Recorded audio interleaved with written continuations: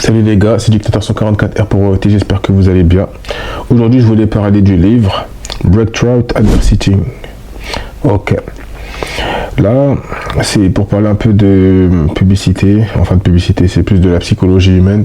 Mais il décrète des angles sur la publicité, le copywriting. On nous dit. Qu'est-ce que j'ai écrit? On nous a longtemps dit que la publicité, c'était l'art de convaincre. Eugène Schwartz affirme exactement l'inverse. Lui dit tout le contraire. La publicité n'est pas l'art de persuader, c'est l'art de canaliser un désir qui existe déjà. Ça veut dire que toi, tu as déjà un désir profond que peut-être tu ne sais même pas que tu l'as, mais ton rôle, le rôle de ce marketeur, c'est d'amplifier ce désir, que tu n'en es peut-être pas conscient ou peut-être que tu en as conscience. Genre, il écrit: vous ne pouvez pas créer le désir, vous pouvez seulement le diriger. Ça veut dire le désir, on ne le crée pas. Le désir est déjà existant. Nous, on est là juste pour le diriger. Par exemple, si toi, tu fais du e-commerce, moi, je fais du e-commerce.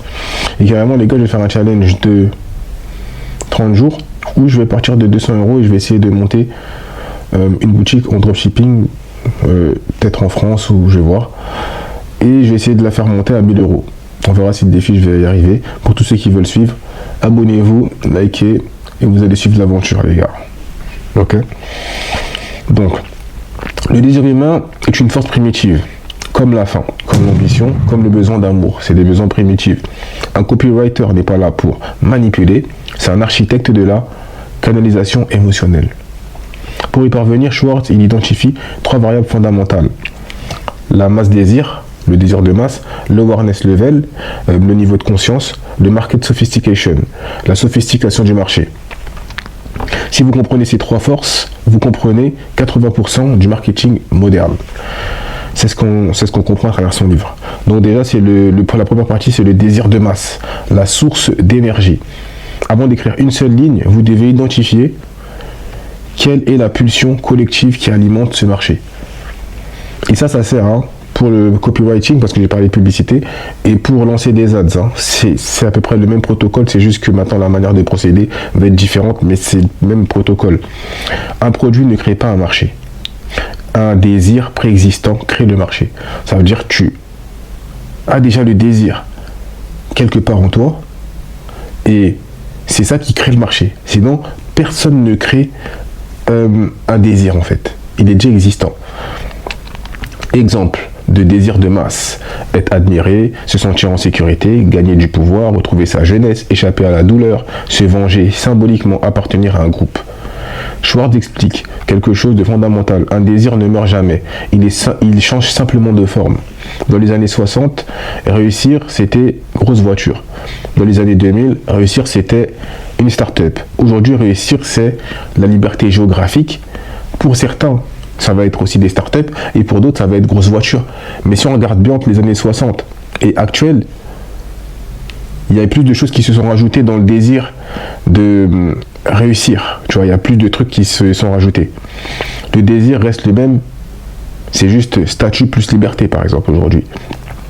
Donc, on va faire une analyse psychologique. Les neurosciences modernes confirment cette intuition. Le système dopaminergique ne s'active pas face à un objet, il s'active face à une projection de soi améliorée. Ok. Vous ne vendez pas juste une formation, vous vendez l'identité d'expert. Il y a ça. Une voiture, par exemple, vous vendez juste un statut. Un régime, vous vendez le regard des autres. Ouais, c'est profond. Une formation, on vend l'identité d'expert. Après ça, je suis pas trop d'accord avec ça, parce que dans la formation, oui, on vend l'identité d'expert, c'est vrai. Mais derrière, il y a aussi la soif de réussir de l'autre, pour du statut, ou aussi pour le regard des gens, souvent aussi. Même pour la voiture, tu vois. Une voiture, vous vendez le statut. Parce que le statut aujourd'hui, c'est le mec qui a réussi. Voilà, t'as une grosse bagnole, t'as réussi. T'es successful pour certains. Alors que tu peux faire des crédits, n'oubliez pas ça. Et un régime, vous vendez le regard des autres, parce que si tu parais fit ou si tu parais plus fin, etc., là on se dira que tu prends soin de ta santé, comment ça se fait que tu arrives à garder ta ligne, patati patata, des pataquès pour vous mettre en valeur, et les gens ils aiment bien ça, tu vois ce que je veux dire, ils aiment. Donc juste après, Schwartz nous parle des 5 niveaux de conscience. les états mentaux du prospect, ok? Schwartz, il explique que la majorité des publicités échouent juste pour une raison. Elles parlent à la mauvaise version mentale du client. Il en existe 5. Et ça, je pense que la plupart des gens le connaissent, c'est le most aware, donc le plus conscient. Il connaît le produit, il attend une raison d'acheter. Lui, il connaît le produit, il attend juste une raison d'acheter. La stratégie, elle va être simple, directe, courte et brutale. Fin. Lui, il achète, il ne va pas se prendre la tête. Lui, il connaît, il a des raisons d'acheter le produit, il sait déjà. Par exemple, l'iPhone 16, il coûte 900 €, il va acheter l'iPhone 16 direct. Il n'y a pas besoin de cinéma, je sais pas quoi, il n'a pas besoin de publicité pour le convaincre. Il va l'acheter direct. Juste une activation, une décision va être prise. Ensuite, tu as le product aware. Lui, il connaît votre produit, mais il hésite. La stratégie pour vendre à ce mec-là, ou même pour faire du copywriting pour ce mec-là, ça va être la preuve sociale, le bonus, la garantie.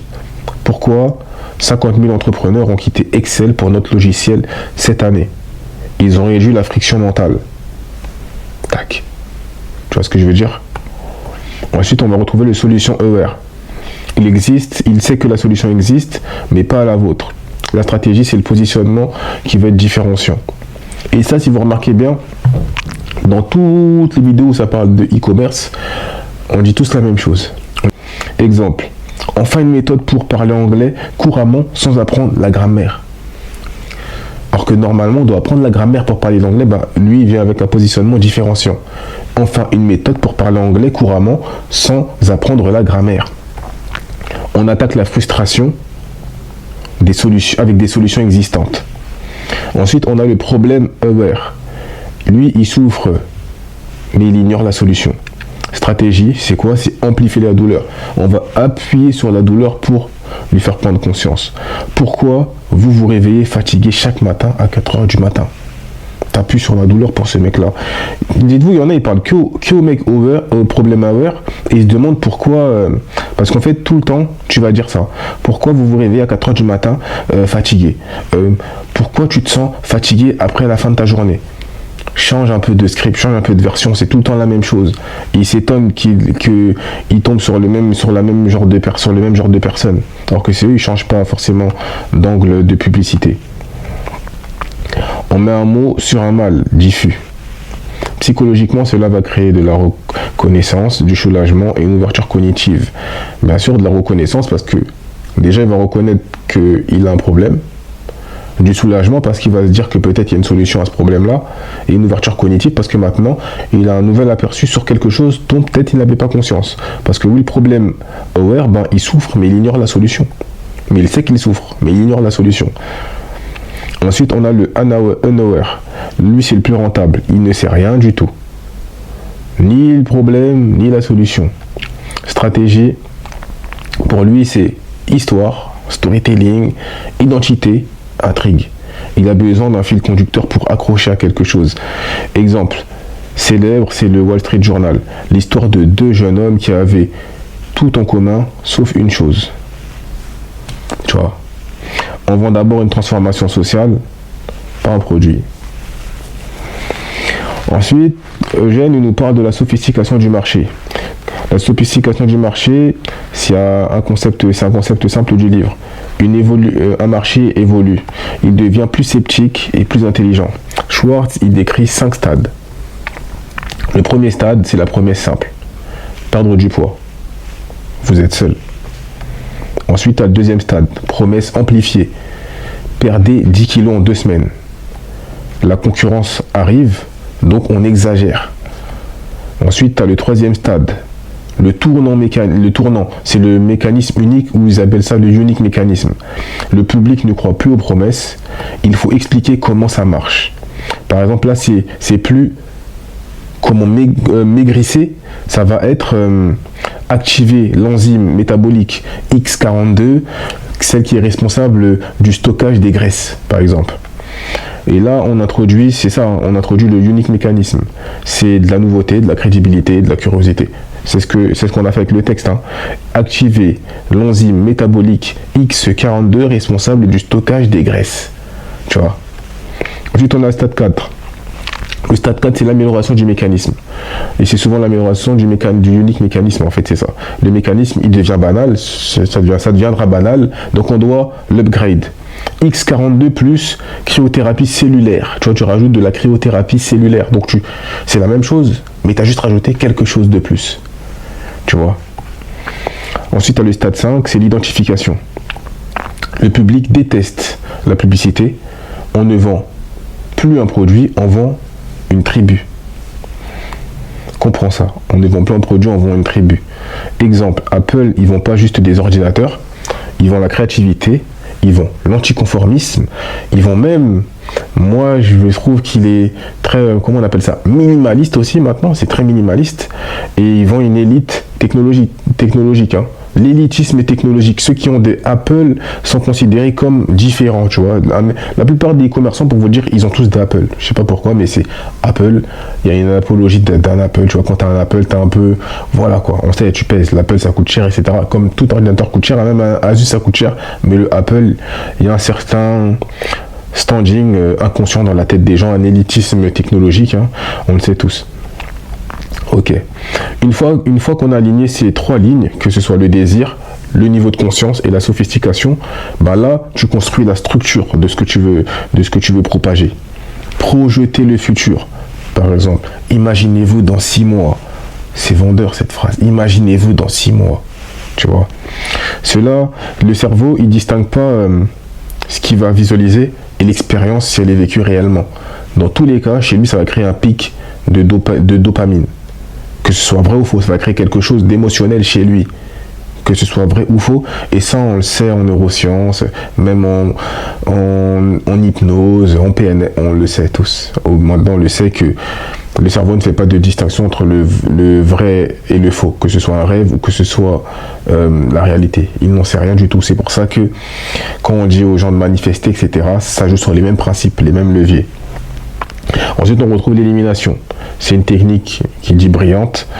On liste pourquoi les autres méthodes ont échoué. Moi, je ne suis pas trop de cet avis-là. Lister pourquoi les autres méthodes ont échoué. Après, ça peut être bien pour faire des comparatifs. Pourquoi tu es mieux que la concurrence en général, mais pas pour un adversaire. C'est par exemple, ça va déculpabiliser, réactiver l'espoir et positionner votre solution comme différente. Ouais, moi, je suis d'accord et pas très d'accord avec ça. Ok. Ensuite, on retrouve la gradation des preuves. On commence simplement. D'abord, c'est un témoignage. Ensuite, tu as des données. Puis, tu peux rajouter des démonstrations techniques.